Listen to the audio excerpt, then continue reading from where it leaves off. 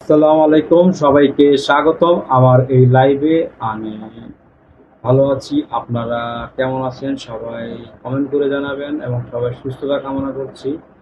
তো আজকে যে লাইভটা নিয়ে আসলাম এইমাত্র, এটা হচ্ছে বাংলাদেশ ভার্সেস ইন্ডিয়ার মধ্যকার এএফসি এশিয়ান কাপ কোয়ালিফিকেশন 2025-এর প্রথম ম্যাচ ইন্ডিয়া ভার্সেস বাংলাদেশের মধ্যকার ম্যাচটি হবে।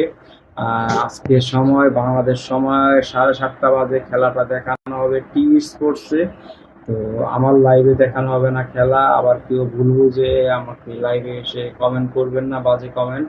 ভালো কমেন্ট করে সাথে থাকবেন, অবশ্যই আমিও সাথে আছি। আমি মূলত লাইভ দেখানো হয় না, বিভিন্ন খেলা নিয়ে আলোচনা, প্রিভিউ এবং আড্ডা দেওয়ার চেষ্টা করি এবং তারই অংশ বিশেষ হিসাবে আজকের এই এএফসি এশিয়ান কাপ কোয়ালিফায়ার রাউন্ডের এই আড্ডা নিয়ে মাত্র আসলাম। বেশিক্ষণ করব না, অল্প কিছুক্ষণ করব আড্ডা, তারপরে হয়তোবা নামাজের জন্য চলে যাব। তো যাই হোক, স্কোয়াডে কারা আছে তাদেরকে নিয়ে একটু আলোচনা এবং আরো টিম কেমন হলো, বাংলাদেশ কি জিততে পারবে কিনা, বাংলাদেশ এবং ইন্ডিয়ার মধ্যকার প্রিভিয়াস রেকর্ডগুলো একটু তুলে ধরবো। এই হচ্ছে আমার এই লাইভের প্রতিপাদ্য বিষয়। তো যাদের যাদের ভালো লাগবে অবশ্যই আমার লাইভে থাকবেন, এবং যে আছেন লাইভে একটু কমেন্ট করে জানান আপনার নামটা। চেষ্টা করব নামটা পড়ার এবং চেষ্টা করব যদি সিট চান সিটও দেওয়ার, এবং চেষ্টা করব যদি বেশি বন্ধু জড়ো হয়ে যায় তাদের থেকে বন্ধুত্ব আদায় করে দেয়।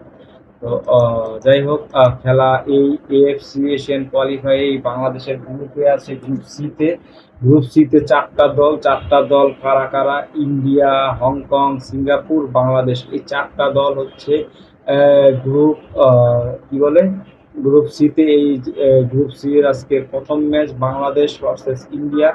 হংকং সিঙ্গাপুরও হয়তোবা খেলবে। বাংলাদেশ ভার্সেস ইন্ডিয়ার ম্যাচটা আজকে বাংলাদেশ সময় 7:30 বাজে হবে। বাংলাদেশের টি স্পোর্টস, যে স্পোর্টস চ্যানেলটি আছে সেইখানে খেলাটা দেখানো হবে, এছাড়া দেখানো হবে না। আর আমার লাইভে খেলা দেখানো হয় না, আর খেলা এখনো শুরু হয়নি। এখন টিভিও কারা কারা আছে বাংলাদেশ টিমে তাদের নিয়ে একটা আলোচনা। লাইভে 3 জন আছেন, একটু কমেন্ট করুন কে কোথা থেকে দেখছেন, এবং বাংলাদেশের স্কোয়াড এবং ইন্ডিয়ার স্কোয়াড নিয়ে একটু আলোচনা করব এবং কি হতে পারে ফলাফল, সেটা নিয়ে একটু আলোচনা করার চেষ্টা করব। বাংলাদেশ ভার্সেস ইন্ডিয়ার হেড টু হেড এখন পর্যন্ত 9টা ম্যাচ খেলেছে।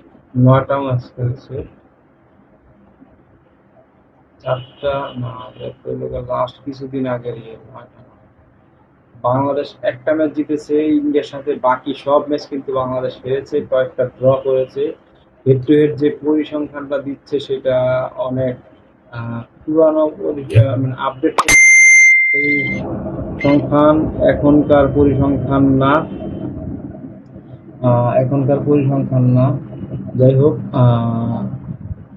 আজকে আর 3 ঘন্টা 25 মিনিট পর খেলা শুরু হবে। বাংলাদেশে কিন্তু এই ম্যাচটা বেশি এক্সাইটমেন্টের কারণ হচ্ছে হামজা চৌধুরী, যে ইংলিশ প্রিমিয়ার লিগ লেস্টার সিটিতে খেলে এবং সেইখান থেকে একটি প্লেয়ার ইংল্যান্ডের নাগরিকত্ব ছিল তার, সেইখানে ওভারটেক করে সে বাংলাদেশ টিমে যুক্ত হয়েছে এবং বাংলাদেশ টিমকে শক্তিশালী করার জন্য তিনি বাংলাদেশের যত ধরনের যে ফরমালিটি সব পূরণ করেছে এবং আজকে তার বাংলাদেশের পক্ষে ইন্টারন্যাশনাল ম্যাচ অভিষেক হবে।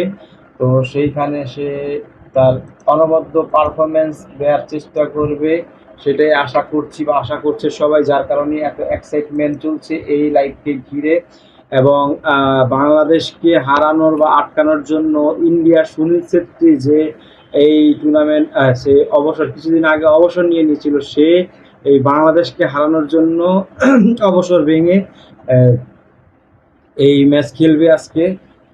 এই সুনীল ছেত্রী সে অবসর নেওয়ার পর কিন্তু ইন্ডিয়া ভালো কোনো ম্যাচ জয়লাভ করেনি। সর্বসাকুল্যে একটা মাত্র গোল করেছে এবং ড্র করেছে 2টা বা 3টা, ম্যাক্সিমাম ম্যাচই তারা হেরে গেছেন। কে কোথা থেকে আছেন লাইভটা একটু কমেন্ট করে জানাবেন। বাংলাদেশের যে স্কোয়াড ঘোষণা করেছে সেই স্কোয়াডটা একটু বলার চেষ্টা করছি। মিতুল মার্মা গোলকিপার, সুজন হোসেন গোলকিপার, মেহেদী হাসান শ্রাবণ তিনিও গোলকিপার, তপু বর্মন আছেন centre back, Tarek Kazi centre back আছেন, Shakil Hossain centre back, Shakil Ahmed Topu centre back, Isa Faisal left back, Rahmat Miya right back, Saaduddin right back, Hamza Chowdhury defensive midfield, Mohammad Hridoy defensive midfield, Jamal Bhuiyan defensive midfield. এই তিনটা প্লেয়ার একই ক্যাটাগরি বা একই জায়গার প্লেয়ার, হামজা, জামাল চৌধুরী এবং মোহাম্মদ হৃদয়। যাই হোক, সোহেল রানা আছেন centre midfield, MD Sohel Rana আছেন সেন্টার মিডফিল্ড। সোহেল রানা কিন্তু দুইজন, একজন হচ্ছে সোহেল রানা, একজন হচ্ছে মোহাম্মদ সোহেল রানা, দুজনেরই কিন্তু পজিশন একই সেন্টার মিডফিল্ড। সাইদ কি সাইদ কুয়াজেম তারমানেশা সেন্টার মিডফিল্ড, 26 বছর বয়স নাকি, এই বয়স, হ্যাঁ বয়স। হামজা চৌধুরীর বয়স কিন্তু কত, 27। মিতুল মার্মার বয়স 21, সুজন হোসেনের 28, মেহেদী হাসান শ্রাবণ 19, তপু বর্মন 30।